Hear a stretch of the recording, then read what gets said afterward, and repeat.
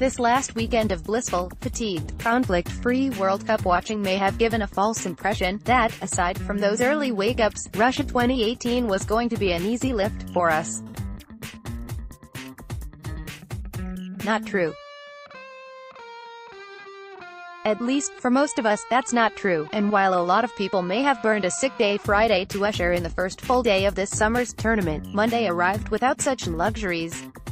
3 games across 8 hours, all of which while you have to deal with work. Social media is carrying us through most of the action. For some, they can stream games to their computers while they're pretending to work, others, still, had eyes on the job while keeping ears to the radio. Thanks to the Timbers pub partners, there is a collection of rally points throughout the city, most of which will see a huge uptick in business for the 11 a.m. PT kickoffs. Today, myself and our social media savant, Kayla Knapp, were out at Kel's Brewery on NW 23rd, taking a working lunch while connecting with the largely pro-England crowd. Nice late morning crowd here at Kel's pub on NW 23rd. At Kayla Knapp and I have our laptops open, and at Ali Wagner is on the call. Let's very much. Not just my life and Kayla's life but yours, too. The compromises we'll make to fit our passions into work will happen on a daily, if not hourly, basis. Whether that's at your computer or between bed and the bar, we all live new lives during the World Cup. The results the day's most important came in the Jan Brady match, what I'm going to call the middle game of these 3 match sets. There, Belgium became the first of the tournament's top-tier teams to post a decisive result, turning a 0-0 game after intermission, leaving the field with a 3-0 victory over World Cup debutants Panama. Romelu Lukaku carried Belgium to a 3-0 win over Panama. Shout everything that happened in our 90 feet and 90 inches down arrow, pic.twitter.com/dia3POASEach, Fox Soccer, at Fox Soccer, June 18, 2018. They sit on top of Group G on goal difference, after Harry Kane's late goal, his second of the match, gave England a late winner in their match with Tunisia. The 2-1 victory leaves the Three Lions on full points and Kane is the tournament's early, joint top non-Cristiano Ronaldo goalscorer. England looked on their way to a disappointing draw. Enter Harry Kane. Watch all of the highlights of Tunisia versus England in our 90 feet and 90 inches down fingerpic.twitter.com/wizardcopel2, Fox Soccer, at Fox Soccer, June 18, 2018. Each game, on entertainment value, eclipsed what we saw in the 5 a.m. PT kickoff, with Andreas Granqvist's second-half penalty conversion serving as the only distance between Sweden and South Korea. Sweden puts themselves in good position with an opening win over South Korea.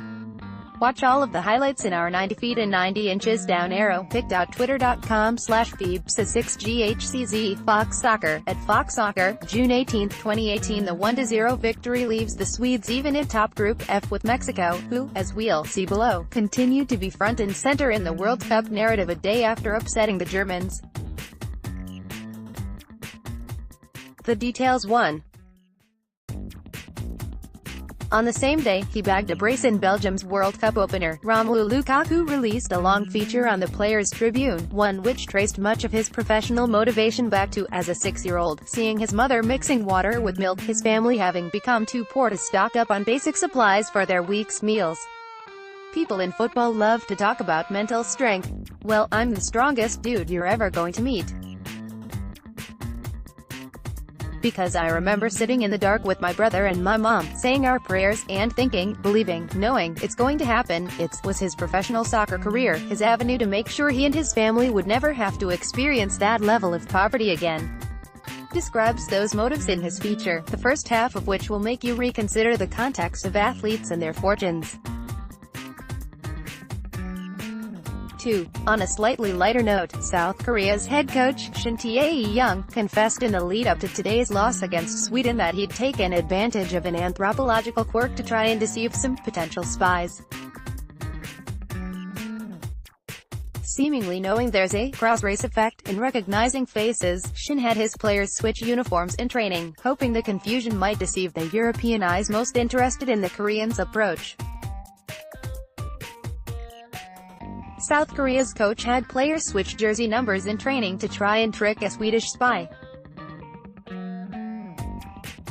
They might know a few of our players, but it is very difficult for Westerners to distinguish between Asians, and that's why we did that. https://t.co/8xr8bwindy, SB Nation, @SB Nation, June 18, 2018. 3. Just thought you should know that this Tunisian fan exists, and he was very happy when his team equalized against England.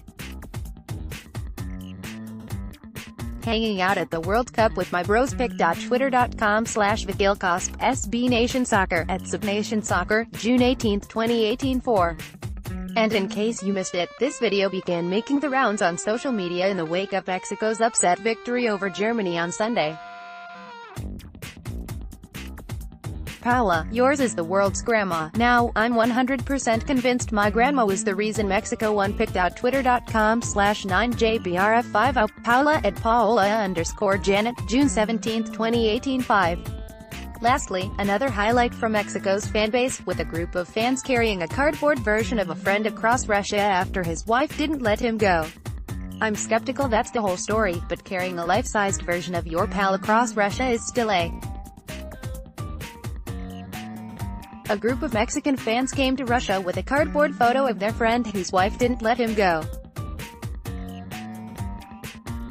Tears of joy. Peru, 0-1-0, faced their group favorite on Thursday, giving them 3 more days to deal with a sobering reality. Their loss to Denmark was a close one, the chances having broken relatively evenly while falling 1-0. But that defeat means a mere draw against Les Blues in Yekaterinburg may not be enough to get them into the next round. That would max Peru out at 4 points, should they beat Australia, no given, while Denmark and France both project to eclipse that mark. Camera with flash Aussie de Saralamos Los Trabajos Hoy. They play Friday, against their group's toughest team, Brazil, knowing that a draw might not be enough. Like Peru, a second game draw would max them out at 4 points. And like Peru, Los Ticos have at least 2 teams, in their case Brazil, Switzerland, Serbia, with viable paths to eclipse that mark. Camera. On one hand, these group stages are far more forgiving than a pure knockout round competition. But once you're off full points, every game quickly becomes must-win, if only to avoid having your knockout round fate being torn from your hands. Right now, the only way Peru and Costa Rica can regain control is to knock off one of the tournament favorites. And in that way, their coming games, while only the second of their tournaments, may be the most important of their competitions. On deck, the one remaining isolated group that hasn't seen action yet finally kickoffs on Tuesday, with Colombia and Japan commencing Group H play from Saransk at 5 a.m. PT Fox Sports 1. That means James Rodriguez, Shinji Kagawa, Radamel Falcao, and perhaps not enough reason to get in a game before work. Elsewhere in Group H, Poland and Senegal become the last teams to kick off their tournament when they play in Kazan at 8 a.m. PTFS 1. Finally, in possibly the day's most intriguing game, hosts Russia, 1-0, face Egypt, 0-1-0, at 11 a.m. PTFS 1, with the Pharaohs needing a win to get their knockout round hopes back on course. Thankfully, according to head coach Hector Cooper, Liverpool's Mohamed Salah is scheduled to play, having missed Egypt's first match with a recovering left shoulder.